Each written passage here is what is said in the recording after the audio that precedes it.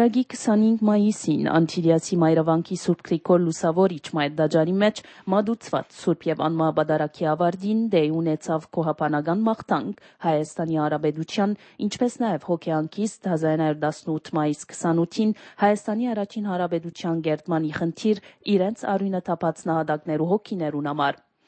Քոհապանական մաղթանքին ու հոգեանքիստին նախակայեց նորի սուրբոձություն դերդեր Արամ առաջին գատոյգոս։ Սուրբ եւ անմահ բադարակեն յետք վեհարանի տահլիճի մեջ մայիս 28-ի արիթով կործատրվեցավ գեղարվեստական հայդակիր թբրևանքի ժառանգավորներուն կողմէ։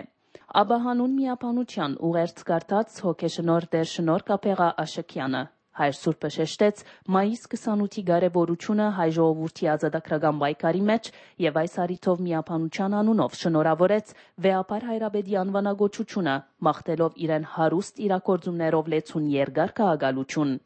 Հանդիսության փակման խոսք կատարեց Վեհապար Հայրաբեդը։ Անսավ Ճշմարիտ հերոսը մեր ժողովուրդն է։ Մեր ժողովրդի հավաքական հավատքին, խոյանքին, գամքին,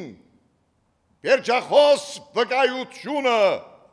կորձնական արտահայտությունը դարձան մայիս 28-ի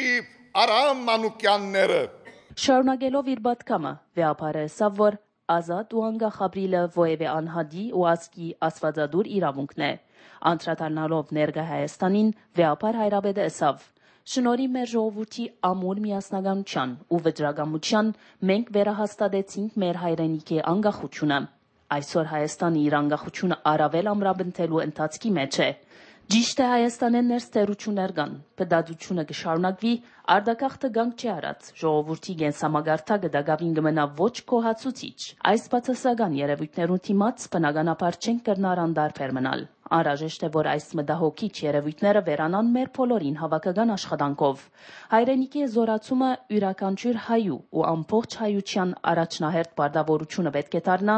ու հայրենիքը կհզորանա հայրենաշինության նվիրական գործին մեր բոլորի մասնակցությամբ։ Վեհապար Հայրաբեդը իր խոսքը եզրակացուց ասելով մայիս 28-ը հուշարար մնե մեր բոլորին մեր հայրենիքի անկախությունը որպես ազգային սրբություն պահելու ու պահպանելու։